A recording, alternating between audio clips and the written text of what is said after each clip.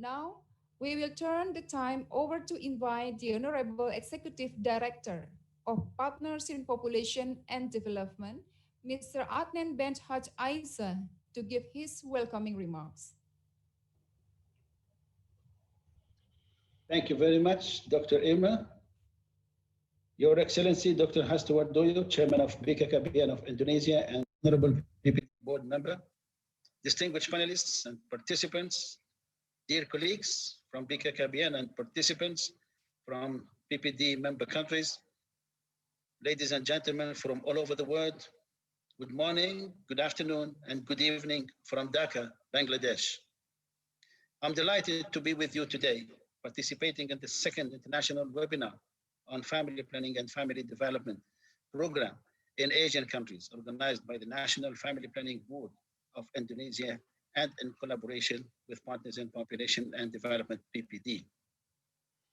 I wish to express my sincere thanks and gratitude to the PPD board member and chairman of BKKBN, Dr. Hasto Wardoyo, and would like to congratulate him once again, and through him the government of Indonesia, for being elected during the last board meeting held on 16 October 2020 as the treasurer of PPD board for the period 2021-2023.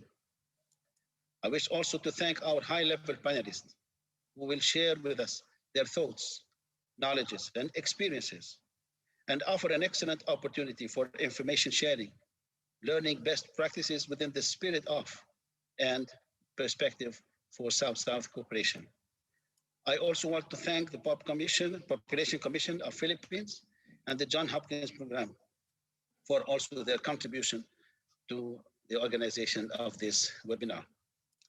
Dear colleagues, friends, ladies and gentlemen, as you are aware, Partners in Population and Development has been launched in 1994 during the International Conference on Population and Development by only 10 developing countries, having in common successful results in population policies and family planning programs, and known as the success stories, and willing to share their approaches and experiences with the developing countries to assist in the implementation of the ICPD program of action. Today, PPD is grouping 27 member countries, representing more than 60% of the world population, most of them concentrated in Asia, where PPD member countries, like in Africa and in Latin America, have witnessed a dramatic demographic changes since the 70s, when family planning programs were launched because of concerns over population explosion. The world's population is still growing, although the rate of growth has been declining since the 60s, but global population grows each year by approximately 80 million people. Nearly all of this growth is concentrated in the developing nations, in many of which fertility rates remain high, imposing costly burdens on progress. It may impede opportunities for economic development, increase health risks for women and children, and erode the quality of life by reducing access to education, nutrition, employment, and scarce resources such as potable water. The current situation impacted by the COVID-19 pandemic shows once again that investment in health, including reproductive health, is the key element to build resilient societies. The PPD member states in Asia are Bangladesh, China, India, Indonesia, Pakistan, Sri Lanka, Thailand, and Vietnam. And they all have made a lot of investments in family planning programs, and they are still continuing their important investment. But they need to strengthen so that they can achieve the ICPD program of action within the context of the 2030 agenda.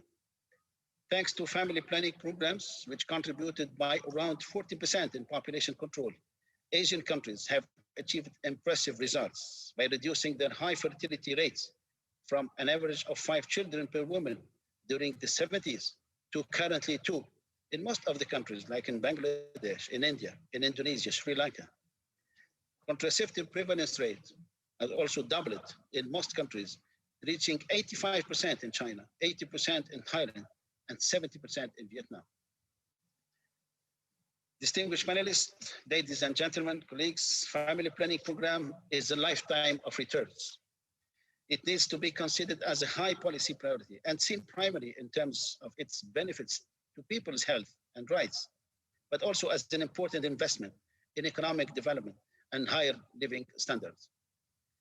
Asian countries like other in Africa and in Latin America, which are also PPD member states, have benefited from their pioneering decision to launch what we called in the 70s vertical family planning programs led by the government and involving all stakeholders. Over the years, they have seen significant contributions to reduce the risk of maternal mortality, improve health for women and children, reduce the pressure on social sectors like education, health, and employment, and harnessing the demographic dividend.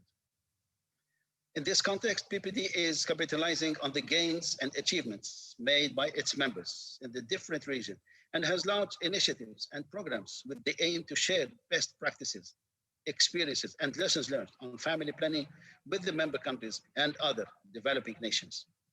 Training sessions on Islam and family planning conducted by BKKBN Indonesia has been one of the leading programs in South-South cooperation among Asian countries. And also some all African countries also contributed and participated in this pioneer program. Thailand has conducted several technical assistance programs on reproductive health. Bangladesh and Sri Lanka have developed best practices in reducing maternal mortality and are sharing their approaches with other Asian nations. China and India have launched innovative programs to support the efforts of developing countries through institutional and individual capacity building.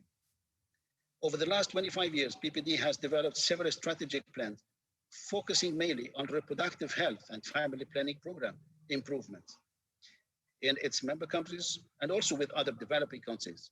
And it was done through advocacy and policy development with the International Interministerial Conference on South-South Cooperation in Population and Development, which is held annually in conjunction with the PPD's governance meetings and bring ministers, decision makers, donors, experts, academia, and NGO to review their progress in implementing ICPD program of action and the SDGs.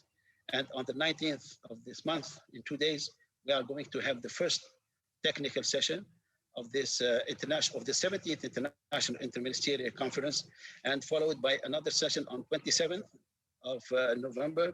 And the last session will be the ministerial session on 8th of December. And you are all invited to join this meeting. Just visit our website.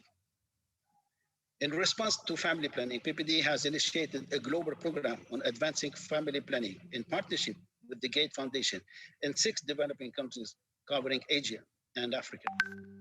Champions of family planning were selected along with media personality to advocate for strengthening family planning in these countries.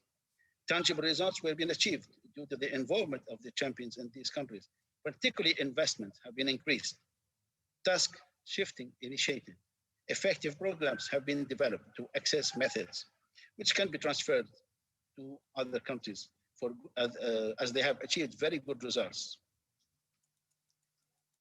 Before concluding, I wish to say that PPD's response to reposition family planning is through South-South and triangular cooperation, which is charted as a roadmap to strengthen the exchange of resources, technology, and knowledge among developing countries, with a focus on programs to promote the health and well-being of women, girls, and young people.